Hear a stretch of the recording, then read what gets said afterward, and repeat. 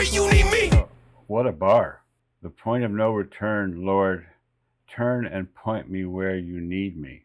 Of course, a play on Charlie Kirk's Turning Point organization. Good morning, and welcome to a special Sunday morning edition of the Clarion Call, Reactions and Opinions. We're going to church with Mesus this morning. He came out with a song 2 weeks ago, actually. I don't know how I missed it. There was a lot of excitement about the Tom MacDonald song, justifiably so. But the day after Tom's song, Mesus came out with a really great song about the whole Charlie Kirk situation. And I didn't know anything about it up until yesterday. I just happened on it when one of the people I follow reacted to it. I guess nobody else that I follow had reacted to it. For some reason, I was not following Mesus' channel, even though I have done a couple reactions to his songs, but that was 3 years ago, so I haven't done much with Mesus lately, but boy, he knocked this one out of the park. I did create a lyric video with songs like this. It's very hard to hear the lyrics because they're coming so fast and furious, and there's a lot of background noise and music, and also if you turn on the closed caption, you're only going to get about 80% right. So I wanted it 100% right, and I think I've got it. I'll probably be stopping frequently because there's a lot packed into this little song. I don't know what to say, Lord, but I know that I can stay silent. And I don't know what to pray, Lord, so I pray that I don't turn violent. I try to turn the other cheek, but evil's everywhere I turn. I feel it turning me into someone I don't want to be, someone that don't forgive. But if we let evil go, we just punish the innocent. 2 children woke up without daddy and a wife without a husband, and you celebrate in public like you love it. So disgusted, God, I'm trying not to cuss, but what the fuck do that around me? And I'm swinging, that's on everything I love. And if they lock me up, then lock me up and throw away the key. Rather be a man behind bars than a coward living free. You probably got no principles if you ain't got no enemies. This the point of no return, turning point where you need me. What a bar. The point of no return, Lord, turn and point me where you need me. Of course, a play on Charlie Kirk's Turning Point organization. There was so much in that whole first stanza that I'm going to go back and play it all over again, and I may stop it a few more times. I don't know what to say, Lord, but I know that I can stay silent. And I don't know what to pray, Lord, so I pray that I don't turn violent. I try to turn the other cheek, but evil's everywhere I turn. I feel it turning me into someone I don't want to be, someone that don't forgive. But if we let evil go, we just punish the innocent.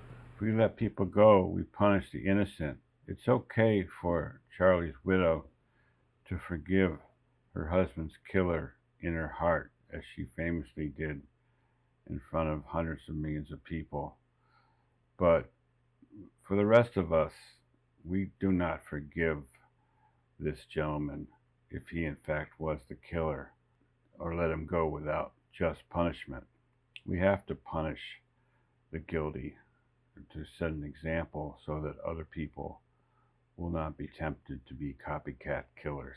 He talks about, feeling the anger inside of him and not knowing what to do, and praying to God that don't turn him into a person that doesn't forgive. Well, you can forgive, but don't forget. And you can forgive that they know not what they do, as he will say later. But it doesn't mean that they shouldn't be punished for what they did. 2 children woke up without daddy and a wife without a husband, and you celebrate in public like you love it. So disgusting. Yeah, really, really disgusting what we've seen here in the last couple of weeks since Charlie's death. People coming out of the woodwork to celebrate the death of an innocent man. Now, one reason I may have missed this video is because I have been very busy writing my Substack. I think I've written 3 or 4 columns about the whole Charlie Kirk situation, including my feelings about those people that were celebrating his death. I will put a link in the description if anyone would like to read about my thoughts. There's no question that people that celebrate that are sick, very, very sick. God, God, I'm trying not to cuss, but what the do that around me and I'm swinging, that's on everything I love. And if they lock me up, then lock me up and throw away the key. Rather be a man behind bars than a coward living free. You probably got no principles if you ain't got no enemies. That's the way of the world. If you don't have any enemies, you probably don't have any principles, because at some point the world forces you to take a stand. And if you're not willing to do that, then you don't really have principles. You just go along with whatever the crowd is doing or whatever the government is telling you to think or believe. Independent, free men and women need to stand up for their own principles. And when they do, they will have enemies, just like Charlie had enemies. It's the point of no return, a turning point where you need me. Cause laughing at a man's death, same as pissing on his grave. But I bet you cowards thinking that you brave. I said, laughing at a man's death, same as pissing on his grave. But I bet you won't do that in my face. Cause these cowards shot to stand up, man, while he was sitting down. I don't recognize the world that we live in now. The Bible said that this would happen, it's all written down. The final minutes of the final time is ticking, Jesus coming any minute now. They shame was sacred while they celebrating sinning now. I say it loud enough that you can hear it in the clouds. I'd rather die than live life like a cow. So they celebrate sinning. Isn't that a good description of the world we're living in today? So many people have lost their way. Mesus believes, and I'm not enough of a Christian to know whether this is true, but that it's all been written in the Bible, and that we're in the end times now, and Jesus will be coming back as prophesied in the book of Revelations. It could be. There's so much insanity in the world right now that it does feel as if we're in the end times, that we can't hardly keep up with all the evil in the world that's coming at us from all sides. I'd rather die than live life like a cow. Cold blood and they celebrate like the letters from heaven say. Hearts of many will grow cold in the end of days. Father, forgive me for not forgiving. Teach me how to love. Father, forgive me for not forgiving. I don't know if you need forgiveness for that. I think that's a natural human reaction. That when you see something as horrendous as what we all saw, and not only did I see it the day that it happened, which I wish I never had, but then we've all been watching the analysis of the ballistics and what really happened, and was Mr. Robinson the real shooter, or was there other people involved? Was there a second shooter? On and on. We've seen it recreated 100 times, most of us that are following this thing. It's hard to forgive that type of evil. Father, forgive me for not forgiving. Teach me how to love. Cause love's the last thing on my mind right now after seeing that blood. But then I look up and I shake my head, thinking about the blood you shed and words you said. They know not what they do, think it was something like that. I don't got you. Yeah, it was exactly like that.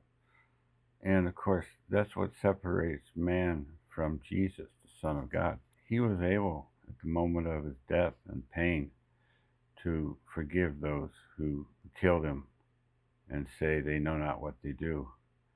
That's a supernatural level of mercy and forgiveness that we humans can hardly ever hope to obtain. Memorize so I know that my pen at times is straight off the pages, so I just pray that I remember that. A coward dies 1,000 deaths, a martyr dies just once. When a coward kills a soldier, the whole army rises up. I said a coward dies 1,000 deaths, a martyr dies just once. And when a coward kills a soldier, the whole army rises up. When a coward kills a soldier, the whole army rises up. This is what I said in my very first column, that they thought when they killed Charlie they would kill his movement, but that 1 million people would rise up in his place. It's probably more than 1 million. I underestimated the impact. It's worldwide.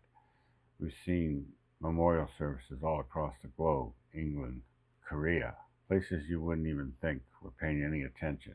America is so much in the world's conscience and spotlight. Everyone saw what happened here, and everyone was affected by it. And many, a whole army are rising up to make sure this doesn't happen again. And the things that Charlie fought for are not forgotten. Shot to stand up, man, while he was sitting down. I don't recognize the world that we live in now. The Bible said that this would happen, it's all written down. Jesus coming any minute now. They shame was sacred while they celebrating sinning now. I say it loud enough that you can hear it in the clouds. I'd rather die than live life like a coward. How do you want to be remembered? If I die, everything just goes away. How would you, if you could be associated with one thing, how would you want to be remembered? I want to be remembered for courage for my faith. That would be the most important. The most important thing is my faith.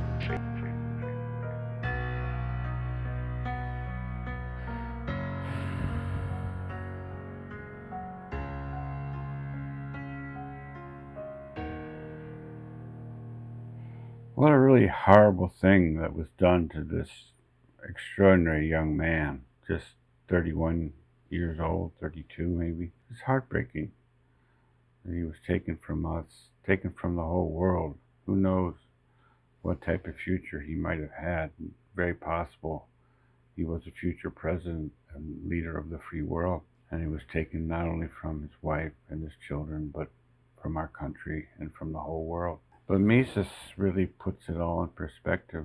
He shows the anger that we all feel, and then he wrestles with, how can I forgive the sinner who did this, and how difficult that is in the real world when you're being sinned against. This was really an extraordinary video. I have been busy doing a lot more writing than recording, but when I saw this, I felt compelled to do a reaction to this, and I'm sorry that I'm a couple weeks late, but better late than never.